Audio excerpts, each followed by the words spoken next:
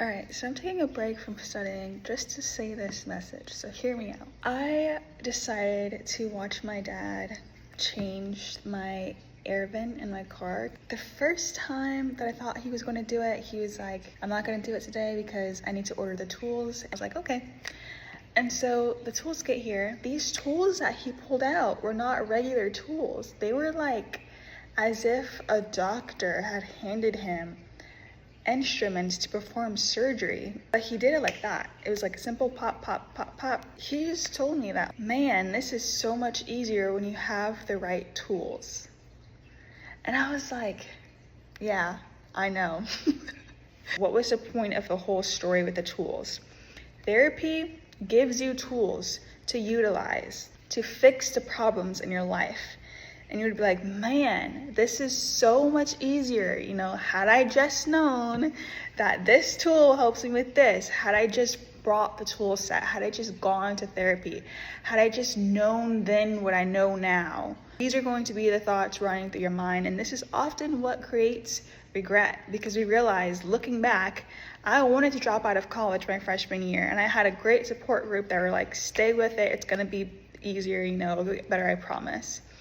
It took a lot of hard work, dedication, discipline, tears, studying, help from friends, etc., and a good support system, but I stayed through it. And you know what? Looking back on my freshman year, I'm like, that was nothing. Freshman year, I was like, this boulder is so big I can't lift it. And now I'm like, that's a boulder? Like, that's a pebble now. You know? And so it's like, all the problems in our lives that we face, once we get past them and we take a look back at our history, we're like, no biggie.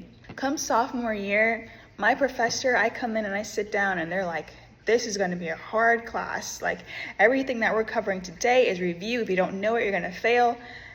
All those words, freshman year, like completely, it would be like a wave that pushed me back and kept coming, that didn't allow me to resurface. But sophomore year, I learned, okay? I learned from freshman year, and I was like, yeah, I'm not worried. You know why? Because my last professor said the same exact thing that you're saying, and I graduated from freshman year. You know, meaning I didn't drop out. I moved on, you know. I went to the next level. I'm now a sophomore.